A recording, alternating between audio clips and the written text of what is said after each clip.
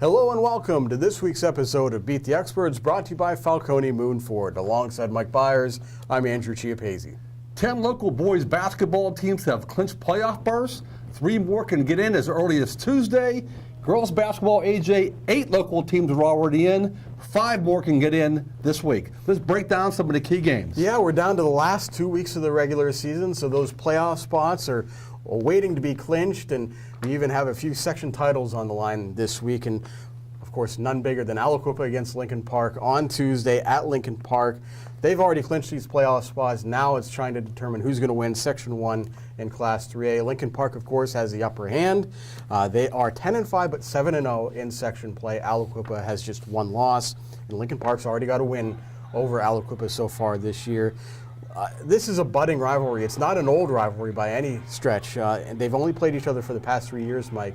It's been an interesting trend. Aliquippa won the first 2 games. Those were playoff games in the WPI and state playoffs. And then Lincoln Park swept the season series last year, won the first game of the season series this year. Last year, Lincoln Park won the first game handily.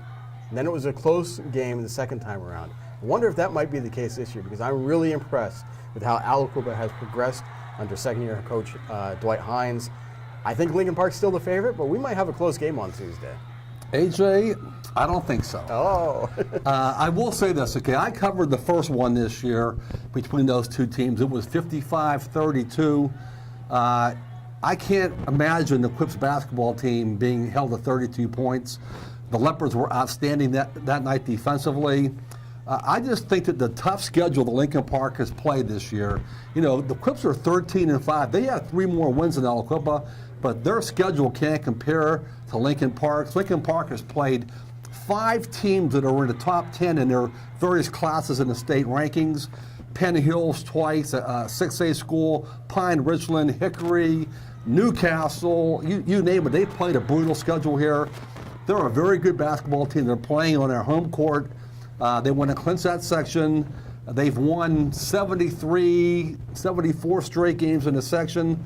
I think the Leopards are going to roll on Tuesday night. Should be definitely interesting to watch. Yes. Meanwhile, on Friday night, Ambridge will make the trek up to Newcastle to play the Red Hurricane.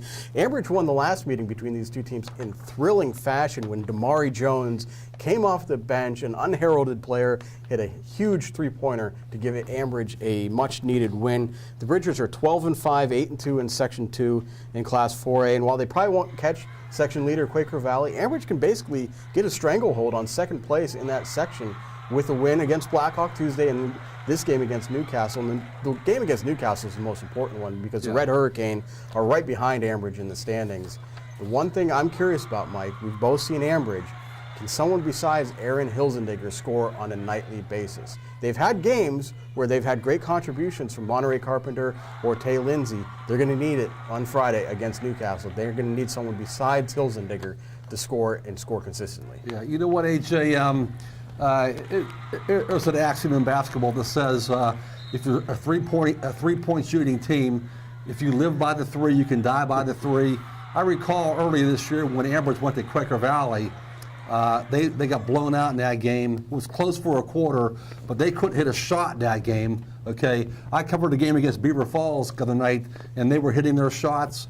Can they make their shots at Newcastle? And here's a big factor, okay? Newcastle set up that if they beat Ambridge, they should win out in the regular season and finish second in that section. So we'll see if Ambridge has what it takes to win on the road at Newcastle. Since Ralph Blundo's been coaching the past 8 years, they are 84-5 on their home court. Tough place to play. It'd be a big test for Ambridge on Friday night. Meanwhile, we've got a game tonight that's actually got a little bit of importance in Section 2, Class 4A, a girls' game between Ambridge and Beaver. Beaver's won 3 straight to vault past Ambridge into 3rd place, a tie with Central Valley for 2nd and 3rd place in that section. The Bridgers have been playing without star Anaya Walker the last couple of weeks due to an injury. And they've played well defensively in that stretch, but they're starting to really miss Walker offensively. I saw Ambridge play a fantastic defensive game against Blackhawk a couple weeks ago. The Bridgers led at the half behind that defense before ultimately falling to the Cougars. They need someone to score, and they're going to need that tonight against Beaver because if it's not Chloe Raybould or Daisha Jackson, I'm not sure who else can really pitch in with Anaya Walker hurt for Ambridge. Yeah, that's a big missing point for Ambridge because Anaya Walker can score, she can rebound, she can defend, she can block shots, a great presence. And, I will say this, though. We've talked about that section a whole lot, almost every week on some of our shows. It's a great section. Blackhawk is in first place right now, but Central Valley, Beaver, and Ambridge are very good basketball teams.